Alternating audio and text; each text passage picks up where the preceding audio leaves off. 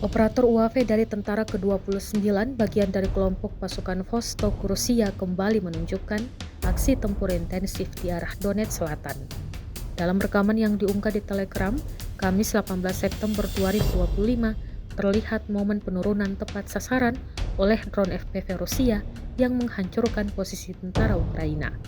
Serangan tersebut memperlihatkan granat berjatuhan terlebih dahulu, disusul hantaman drone peledak yang menimbulkan kerusakan besar. Ledakan dahsyat pun tampak jelas menghabisi posisi tentara Ukraina. Kumpulan serangan terbaru ini menegaskan dominasi UAV Rusia dalam menekan pergerakan dan pertahanan pasukan Ukraina di garis depan.